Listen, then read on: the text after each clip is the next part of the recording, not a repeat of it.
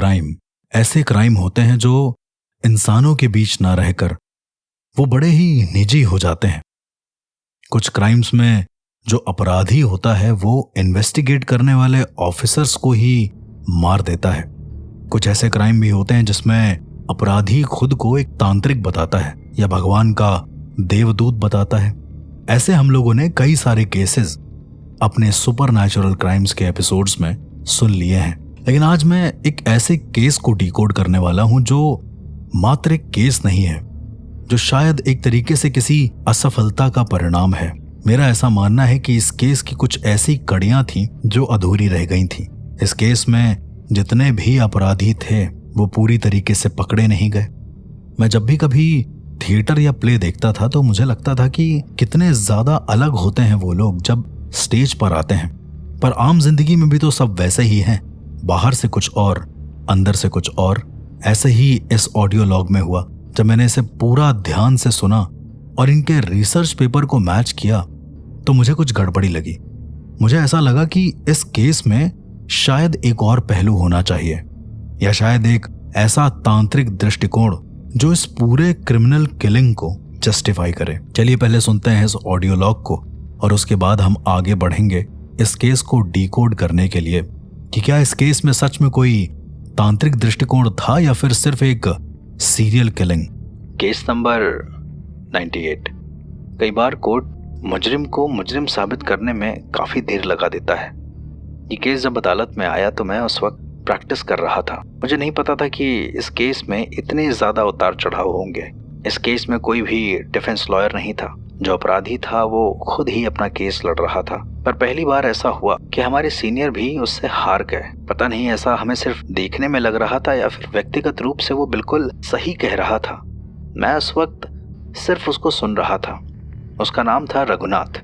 उस पर इल्जाम था कि वो एक होटल चलाता है जिसमें वो इंसान होटल में आने वाले हर एक उस इंसान को मार देता है जो उसके होटल की बेइज्जती करता है या किसी तरीके से उसके होटल को ओवररेटेड बोल देता है। रघुनाथ एक होटल मैनेजर था, सिंपल होटल मैनेजर, पर उसकी आंखों में चमक और उसकी एडवोकेसी की नॉलेज देखकर मुझे लग नहीं रहा था कि वो कोई आम इंसान है। खुद को वो साधक भी बताता था। वो बताता था कि वो अघोर पंथ और अघोर विद्या को बहुत करीब से जानता है। उसने वहां पर कई सारे ऐसे तथ्य और प्रमाण प्रस्तुत किए जिसकी वजह से अदालत ने उसे रिहा कर दिया। कुछ समय बाद उसने अपना होटल शिफ्ट कर लिया और उसके बाद भी ये केस सामने आया। वापस से एक और ट्रायल हुआ। उससे पूछा गया कि क्या खून उसने करे हैं। उसने बिल्कुल मना कर दिया। लेकिन तभी एक और अजीब सा ट्विस्ट होता है। एक इंसान जो कि नागा साधु होता है वो सामने आता है और वो कहता है कि सारा खून उसने किया है। एट द एंड कोर्ट उसे छोड़ देती है उसके खिलाफ कोई भी सबूत ना होने की वजह से। आज भी वो होटल्स में अलग अलग ऑफर्स निकालता रहता है और उसके होटल में कोई जाता नहीं। क्या सच में वो एक तांत्रिक साधना का हिस्सा है, यानी कोई ऐसा स्थल है जहां पर तंत्र होता है या जहां पर लोगों को मौत के घाट उतार दिया जाता है किसी आध्यात्मिक विधा के नाम पर? आखिर क्या सच है इसके पीछे, ये मैं आज भी सोचता हूँ। जिस तरह से आपने इन लॉयर की ऑडियो लॉग सुनी, ये उस वक्त प्रैक्टिस पर थे। केस काफी पुराना था, केस नंबर 98। रघुनाथ जो कि एक होटल मैनेजर था, एक आम आदमी जो एक अच्छा खासा होटल चलाता था, उसके खिलाफ ये इल्जाम था कि उसने अपने होटल में आने वाले कुछ ऐसे गेस्ट जो उसके होटल की बुराई कर देते थे उन्हें वो जिंदा मार डालता था। होटल का नाम था होटल आदित्य। बाहर से देखने पर यह होटल किसी आम पर्यटक स्थल जैसा लगता था। बड़ी सी सुंदर इमारत, लकड़ी की बालकनियां और चारों ओर सिर्फ पेड़ पौधे, लेकिन इसके भीतर शायद एक अजीब सा राज था। मैंने जब इस पूरी प्रोफाइल को पढ़ा और इस पूरे ऑडियो लॉग को करीब से सुना तो पहले मुझे रघुनाथ तिवारी जो कि होटल का प्रबंधक था यानी मैनेजर था, मुझे पहले उसके बारे में समझ लेना जरूरी था। उसकी उम्र यही करीब रही होगी 50 के आसपास। सधा हुआ चेहरा, बेहद शालीन और बहुत ही ज्यादा डिसिप्लिन्ड।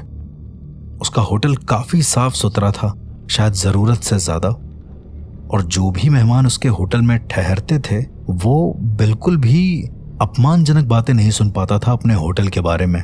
जिन्होंने भी उसके होटल के बारे में गलत बोला वो कभी बाहर नहीं आया।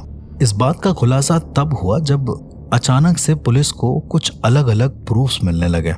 10 वर्षों से इस होटल में कई लोगों की गुमशुदगी की खबरें आ गईं। लेकिन चूंकि होटल एक दूर दराज क्षेत्र में था तो पुलिस को पुख्ता सबूत मिले नहीं, इसलिए हर केस को गुमशुदगी या फिर स्वेच्छा से गायब करार दे दिया गया। हकीकत शायद ये थी कि रघुनाथ एक मानसिक रोगी है, उसे अपने होटल से गहरा लगाव था, वो इसे अपनी पूजा मानता था। जो भी व्यक्ति होटल की बुराई करता, रघुनाथ को ऐसा लगता कि किसी ने उसके भगवान का अपमान कर दिया है। वो उसे अपने तहखाने में ले जाता और वहां अजीबोगरीब प्रयोग करता, उन्हें मारता पीटता और उसके बाद उन्हें नौकर बनाकर भी अपने साथ रखता। ये मुझे ऐसा लगता है कि एक तरीके का साइको बिहेवियर ही है। जिस तरीके से रघुनाथ करता था, ऐसा सिर्फ लोगों का मानना है, किसी ने प्रामाणिक रूप से इस चीज को देखा नहीं है। ऐसा कहा जाता था कि रघुनाथ की बात जो भी कर्मचारी नहीं मानता था, रघुनाथ उसे एक बिग ओवन में यानी कि एक विशाल भट्टी में जला देता था। इस भट्टी को वो प्रायश्चित यंत्र कहता था।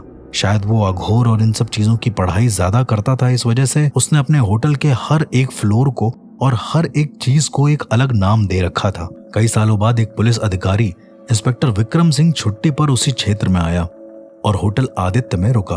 विक्रम को होटल की शांति और अनुशासन कुछ ज्यादा ही अजीब लगा। रघुनाथ ने उसका स्वागत किया, पर जब विक्रम ने हल्के फुल्के मजाक में होटल की व्यवस्था पर कोई टिप्पणी करी तो सब कुछ बदल गया।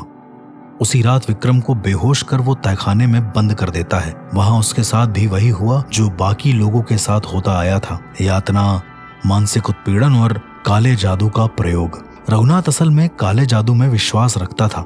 उसे लगता था कि उसके होटल में मरने वाले हर इंसान की आत्मा होटल की रक्षा करेगी और उसे अमरता दिलाएगी। 3 साल तक इंस्पेक्टर विक्रम उस अंधकार में कैद रहा, यानी कि उस होटल के तहखाने में। लेकिन एक दिन उसे मौका मिला।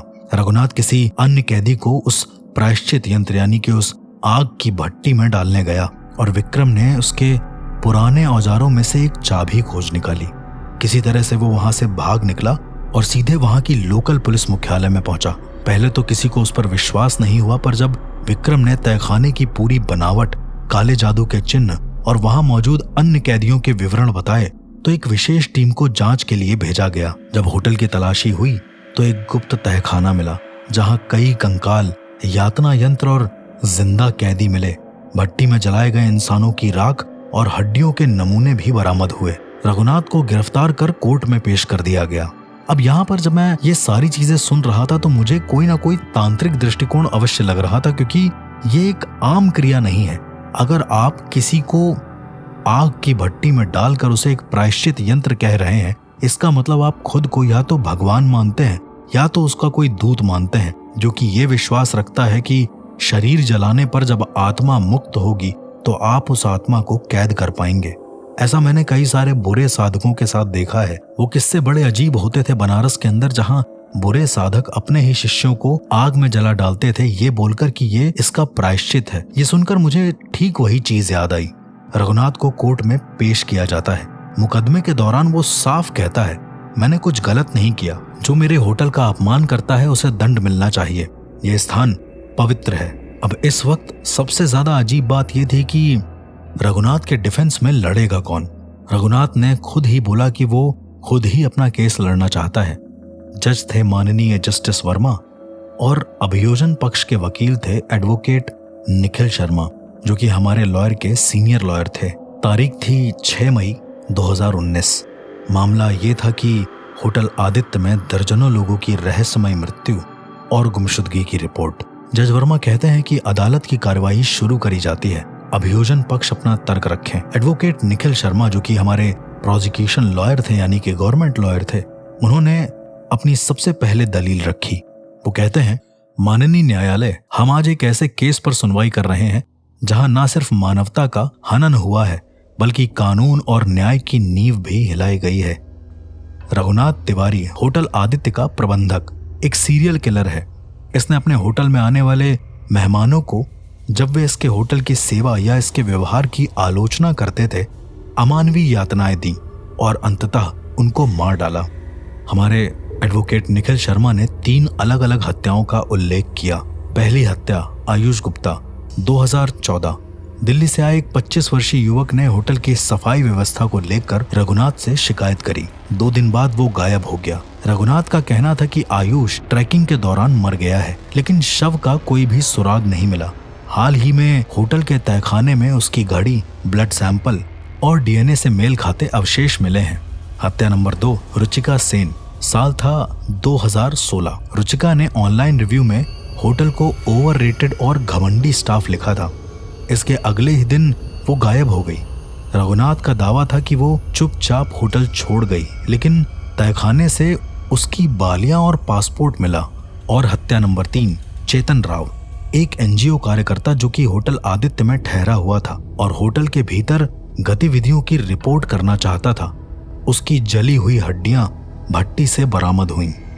प्रोसिक्यूशन लॉयर निखिल शर्मा कहते हैं, इन हत्याओं को दुर्घटना कह देना केवल सत्य को छुपाने की कोशिश है। रघुनाथ को इस कोर्ट से कड़ी सजा दी जानी चाहिए। इसके बाद बचाव पक्ष स्वयं रघुनाथ तिवारी का प्रतिवाद होता है। रघुनाथ तिवारी कहता है, माननीय न्यायालय, मैं कोई हत्यारा नहीं हूँ। मैं एक भक्त हूँ, अपने कर्म, अपनी सेवा और अपने स्थान का। जो कुछ भी हुआ वो संयोग था, नियति का खेल। मैं उन तीनों लोगों की मृत्यु पर दुखी हूँ, पर मैं दोषी नहीं हूँ। जज पूछते हैं कि आप किस तरीके से कह सकते हैं कि आप दोषी नहीं हैं, जबकि आपके होटल से ही सब कुछ मिला। इसके बाद रघुनाथ तिवारी अपनी दलील पेश करता है। वो कहता है, हत्या नंबर 1, आयुष गुप्ता। उस दिन भारी बारिश थी। आयुष ट्रैकिंग पर गया था और शायद फिसल कर नदी में गिर गया। रघुनाथ बताता है कि उसने खुद पुलिस को शिकायत करी थी। डीएनए मिलना इस बात का प्रमाण नहीं है कि उसने उसे मारा है। हो सकता है कोई जंगली जानवर शव को घसीट कर कहीं फेंक दिया हो और उसके कुछ अवशेष तहखाने में आ गए हों। हत्या नंबर 2, रुचिका सेन। रघुनाथ कहता है कि जज साहब, वो महिला मानसिक रूप से अस्थिर लग रही थी। कई बार उन्होंने खुद को नुकसान पहुंचाने की धमकी दी थी। सीसीटीवी फुटेज नहीं होने का मतलब ये नहीं था कि मैंने उसे गायब किया है। हो सकता है कि वो गुप्त रूप से कहीं चली गई हो। और हत्या नंबर 3, भट्टी एक पुरानी हीटिंग यूनिट है जो अब प्रयोग में नहीं आती। यदि वहां किसी की हड्डियां मिली भी हैं तो हो सकता है कि वो कोई पुराना कर्मचारी रहा हो। चेतन राव की पहचान उन अवशेषों से पूर्णतः सिद्ध नहीं हो सकती। इसके बाद रघुनाथ बहुत ही सकारात्मक अंदाज में जज से कहता है, क्या यह संभव नहीं है कि मुझे कोई फंसा रहा हो? जब कोई सच्चाई की ओर बढ़ता है तो षड्यंत्र रचते हैं लोग। मैं अपनी साधना करता था, भक्ति करता था, अब क्या वो भी जुर्म है? इसके बाद जब मैं इस पूरी फाइल को पढ़ रहा था तो यहाँ लगातार सिर्फ 2 वकीलों के बीच में कटाक्ष हो रहे थे। रघुनाथ को भी मैं एज अ वकील ही कंसीडर करूंगा, क्योंकि उसने बड़े से बड़े वकीलों की बोलती बंद कर दी थी। निखिल शर्मा कहते हैं, तो आप ये मानते हैं कि लोग यूं ही आपके तहखाने में पहुंच जाते हैं और यूं ही मर जाते हैं? रघुनाथ मुस्कुराते हुए कहता है, कभी कभी जीवन खुद चुनता है कि कौन कहाँ जाएगा। मैं केवल माध्यम हूँ। निखिल कहते हैं कि माध्यम है या हत्यारे? तो रघुनाथ उसके कटाक्ष में कहते हैं कि एक साधक और हत्यारे में फर्क होता है, पर हर कोई समझ नहीं सकता। जिसे पता होगा वही समझ पाएगा। जज इन सब चीजों से बहुत ज्यादा कंफ्यूज होते हैं और वो अपनी कागज को पलटते हुए एक राय देते हैं।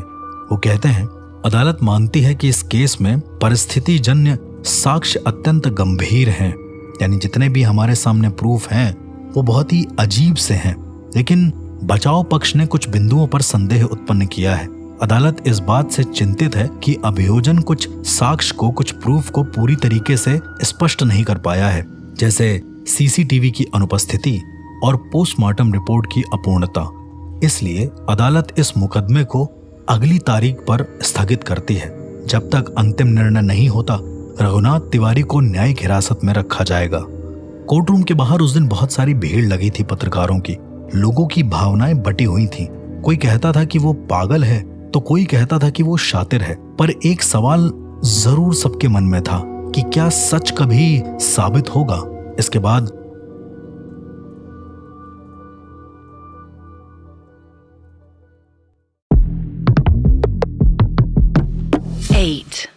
अगला ट्रायल उत्पन्न होता है। ये बहुत ही ज्यादा भयानक ट्रायल्स में से एक था, क्योंकि मैंने अभी तक जितनी भी चीजें पढ़ी थी, जितने भी पिछले केसेस को सुना था, उसमें जो अपराधी था वो किसी न किसी एक पर्टिकुलर जॉनर पे टिका रहता था। या तो वो अपराधी होता था, या तांत्रिक, या कोई साइकोलॉजिस्ट। पर इस केस में ये तीनों था। इस केस में वो खुद की ही पैरवी कर रहा था, जो बहुत ज्यादा खतरनाक था। केस ओपन होता है फिर से। एडवोकेट निखिल शर्मा बनाम रघुनाथ तिवारी। मामला होटल में तांत्रिक साधनाएं, मानव बलि और हत्या। तारीख थी 3 अक्टूबर। पहले मुकदमे के बाद जब कोर्ट ने प्रूफ की कमी के आधार पर फैसला स्थगित कर दिया तो पुलिस ने इस केस में और गहराई से जांच शुरू करी। जांच के दौरान जो तथ्य सामने आए उन्होंने पूरे प्रदेश को हिला दिया। ये मामला अब सिर्फ हत्या का नहीं, काले जादू, तंत्र साधना और मानसिक विकृति का बन चुका था। दूसरी सुनवाई शुरू होती है। जज साहब कहते हैं, अदालत अभियोजन पक्ष से आग्रह करती है कि वो अपने नए प्रूफ को पेश करे। एडवोकेट निखिल शर्मा कहते हैं, माननीय न्यायालय, हमने अब 4 ऐसे साक्ष्य एकत्रित किए हैं जो ये सिद्ध करते हैं कि रघुनाथ तिवारी सिर्फ एक होटल प्रबंधक नहीं बल्कि एक मानसिक रूप से विकृत तांत्रिक है जो तंत्र साधनाओं के लिए लाशों का प्रयोग करता था। प्रूफ नंबर 1, तंत्र साहित्य और शवों की तस्वीरें। पुलिस ने तहखाने में मिले तांत्रिक ग्रंथों, रक्त से रेखांकित यंत्रों और शवों की अनोखी मुद्राओं में ली गई तस्वीरें अदालत में पेश करी। निखिल शर्मा कहते हैं, ये साधारण लाशें नहीं थी, इनका इस्तेमाल तांत्रिक क्रियाओं में हुआ था। ये शवों की सिद्धि कहलाती है और मानसिक संतुलन खोने का बिल्कुल एक्यूरेट प्रमाण है। प्रूफ नंबर 2, गुप्त डायरी। एक काले चमड़े की डायरी जिसमें रघुनाथ ने हर शव की ऊर्जा, स्थिति और आत्मा प्रवेश का विवरण लिखा हुआ था। निखिल शर्मा कहते हैं कि एक स्वस्थ मस्तिष्क इस तरह शवों में आत्मिक संवाद की बात नहीं करता, ये साइकोटिक बिहेवियर है। प्रूफ नंबर 3, पुराने डीवीआर से रिकवर किया गया एक धुंधला वीडियो जिसमें रघुनाथ एक शव के चारों ओर दीपक जलाकर तांत्रिक क्रिया कर रहा है। निखिल शर्मा कहते हैं कि ये कोई पूजा नहीं, ये एक शव साधना है जो कि हमारे शास्त्रों में भी वर्णित है। और प्रूफ नंबर 4, एक जीवित गवाह, कैदी शुभम राणा, जो 2 साल तक रघुनाथ के बंद तहखाने में जिंदा रहा, अदालत में पेश हुआ। शुभम बहुत ही डर डर कर अपना बयान देता है। शुभम के बयान में वो कहता है, रघुनाथ हमें कहता था कि अब तुम इंसान नहीं, मेरे मंत्रों के यंत्र हो, जो बोलेगा वो भस्म होगा। उसने हमें जोर से मुंह ना खोलने की शपथ दिलाई थी। और इसके बाद कोर्ट में सन्नाटा छा जाता है। सब लोग केवल रघुनाथ का मुंह देख रहे होते हैं कि वो अपने आत्म प्रतिरक्षण यानी कि अपने डिफेंस में क्या कहेगा। रघुनाथ एकदम शांत स्वर में कहता है, माननीय न्यायालय, जो कुछ आपने सुना वो सत्य नहीं है, भय और अज्ञान की कल्पनाएं हैं। मैं एक साधक हूं, मेरी साधना अघोर पद्धति पर आधारित है। ये कानूनन अपराध नहीं जब तक किसी की जान ना ली जाए। एक्चुअली में ये विधान है, आप किसी भी तरीके की साधना कर सकते हैं, बस उस साधना में किसी की मानसिक स्थिति और किसी की जान ना जाए। रघुनाथ ने अपने चारों प्रूफ जो भी कोर्ट में प्रोसिक्यूशन लॉयर ने पेश किए थे उनके प्रति उत्तर में दलीलें पेश करता है। रघुनाथ कहता है, साक्ष्य नंबर 1, तांत्रिक ग्रंथ और शव चित्र। वो बताता है कि ये शव मेरी जानकारी में नहीं लाए गए। होटल में एक पुराना अघोरी कमरा था जिसको मैंने नवीनीकरण के लिए खोला था। मैंने इन ग्रंथों को नष्ट नहीं किया क्योंकि वे ऐतिहासिक और सांस्कृतिक सामग्री हैं। साक्ष्य नंबर 2, गुप्त डायरी। ये मेरी निजी डायरी है और उसमें जो लिखा गया है वो मनोवैज्ञानिक विश्लेषण है, ना कि कोई स्वीकारोक्ति। मैं मनोविज्ञान और तंत्र के अंतर संबंध पर शोध कर रहा था। किसी भी खोज की प्रक्रिया को पागलपन नहीं कहा जा सकता, ये साइंटिफिकली भी प्रूव है, वरना फिर उस हिसाब से हर एक साइंटिस्ट, हर एक वैज्ञानिक पागल है। साक्ष्य नंबर 3, वीडियो फुटेज। ये वीडियो तंत्र विद्या की प्राचीन क्रियाओं की नाट्य प्रस्तुति का हिस्सा था। वहां कोई शव नहीं था जज साहब, सिर्फ प्रतीकात्मक अभिनय। धुंधले वीडियो से यह तय नहीं किया जा सकता कि मैंने क्या किया है। और साक्ष्य नंबर 4, शुभम राणा की गवाही। ये व्यक्ति मानसिक रूप से असंतुलित है। इसने पहले भी अपने माता पिता पर हिंसा करी थी। इसकी गवाही केवल प्रचार है, प्रमाण नहीं। इसकी मनोचिकित्सकीय जांच कराई जाए और उसके बाद फिर मुझे दोषी कहा जाए। रघुनाथ अपनी कड़ी आवाज में कहता है, क्या साधना करना एक अपराध है? क्या भारत जैसे देश में आध्यात्मिक खोज को विकृति मान लिया गया है? मैं केवल खोज कर रहा था जज साहब, और ये समाज मुझे दानव बना रहा है। इसके बाद ये सारी दलीलें पेश करने के बाद और सारे प्रूफ को सामने लाने के बाद अदालत अपना फैसला सुनाती है। एक ऐसा फैसला जो बहुत ही आश्चर्यजनक था। जज साहब कहते हैं, अदालत को इस बात के पुख्ता प्रमाण नहीं मिलते कि रघुनाथ तिवारी ने जानबूझकर हत्या की है। उसकी तांत्रिक क्रियाएं भारत के संविधान के तहत धार्मिक स्वतंत्रता के दायरे में आती हैं, जब तक कि वो किसी की जान ना ले। इसलिए अदालत रघुनाथ तिवारी को दोष मुक्त घोषित करती है। रघुनाथ कोर्ट से रिहा हो जाता है। यहाँ पर मेरे दिमाग में ये सवाल आया कि इस मामले की और ज्यादा करीब से जांच होनी चाहिए, क्योंकि जिस हिसाब से ये तंत्र ज्ञान को कोर्ट में पेश कर रहा है उस हिसाब से शायद ये असली खूनी हो, क्योंकि इसी ने शव साधना की शुरुआत करी हो। खैर, इसका मैं दृष्टिकोण बाद में दूंगा, पर पहले हम समझते हैं कि आगे क्या हुआ, क्योंकि आगे जो हुआ वो और भी ज्यादा भयानक था। रघुनाथ कोर्ट से बाहर निकल जाता है और कुछ महीने बाद अपना होटल दूसरे शहर में शिफ्ट कर लेता है, होटल आदित्य। इस जगह पर शिफ्ट करने के बाद भी चीजें और ज्यादा खतरनाक होने लगती हैं, और शिफ्ट होने के बाद भी वही सब होने लगता है। लोग गायब होने लगते हैं। मार्च में एक यूरोपीय पर्यटक एलिस डेविस एक रहस्यमय रूप से लापता हो जाता है। अप्रैल में एक यूट्यूबर जो होटल का रिव्यू कर रहा था कभी वापस नहीं लौटता। मई में एक होटल कर्मचारी ने अचानक इस्तीफा दे दिया और फिर दिखा नहीं कभी। वहां के लोग आपस में फिर से बात करने लगे कि रघुनाथ फिर से शुरू हो गया है, और इस बार कोई सबूत नहीं था। पुलिस ने तलाशी ली, तहखानों को खंगाला, हर कोने को बारीकी से देखा, पर कुछ भी नहीं मिला। इस बार तो कोई तांत्रिक ग्रंथ भी नहीं मिला। पुलिस के ये पूछने पर कि क्या उसने अघोर पद्धति को अपनाना छोड़ दिया है, वो कहता है कि उसने अघोर पद्धति को पूर्ण कर लिया है। शहर में और ज्यादा डर बढ़ने लगा। इस वजह से ये जांच उच्च न्यायालय की ओर शिफ्ट हो गई। उसे एक विशेष जांच दल SIT को सौंप दिया गया। रघुनाथ से पूछताछ हुई, लेकिन वो शांत रहा, जैसे उसे पता था कि कोई उसे छू भी नहीं सकता। जब जांच अंतिम चरण में पहुंची तब एक अजीब मोड़ आया। एक स्थानीय साधु जैसा दिखने वाला व्यक्ति गणेश नागा महंत सामने आता है और पुलिस के सामने आत्मसमर्पण कर देता है, यानी सरेंडर कर देता है। वो कहता है, मैंने ही उन सबको मारा। रघुनाथ निर्दोष है, वो तो मेरे गुरु हैं, मेरी साधना का हिस्सा। मैंने चुपचाप से सबको उठा लिया और उनके लिए बलिदान कर दिया। पूरे केस में एक अजीब सा तूफान आता है। अदालत में फिर से सबको पेश किया जाता है और रघुनाथ से पूछा जाता है, क्या आप गणेश नागा को जानते हैं? रघुनाथ कहता है, मैं उसे पहचानता हूँ, वो मेरा भक्त है, लेकिन मैंने उसे कभी नहीं कहा कि किसी की जान ले। वो एक बार आया था मेरे पास, मैंने उसे अघोर के बारे में कुछ बताया, लेकिन उसके बाद वो मुझसे मिला नहीं। गणेश नागा भी इस बात को एडमिट करता है और वो कहता है कि जो भी किया है वो उसने अपनी स्वेच्छा से किया है। गणेश नागा को पुलिस गिरफ्तार कर लेती है, पर उसकी मानसिक स्थिति स्पष्ट नहीं थी। वो कभी खुद को तांत्रिक बताता तो कभी भगवान का दूत। रघुनाथ को एक बार फिर से कानूनी रूप से निर्दोष मान लिया गया। होटल चालू रहा, ग्राहक आए, पर ज्यादा दिन टिके नहीं। कुछ का कहना है कि रात को कमरे में कोई माला फेरता है, कुछ का कहना है कि दीवारों से अजीब सी आवाज आती है, लेकिन एक प्राचीन भाषा में। वो अभी भी होटल शुरू है, पर वहां जाने की हिम्मत लोग बहुत कम करते हैं, क्योंकि लोग जानते हैं कि रघुनाथ भले ही कानून से बच गया हो, पर अंधकार से कभी मुक्त नहीं हो सकता वो। अब अगर मैं इसका एक तांत्रिक दृष्टिकोण दूं तो मुझे ऐसा लगता है कि एक बहुत ही ज्यादा अजीब चीज थी। रघुनाथ ने एक सेंटेंस में यह भी बोला था कि जो तुम मृत्यु समझते हो वो मोक्ष है। ऐसे कथन सिर्फ नागा साधु ही देते हैं।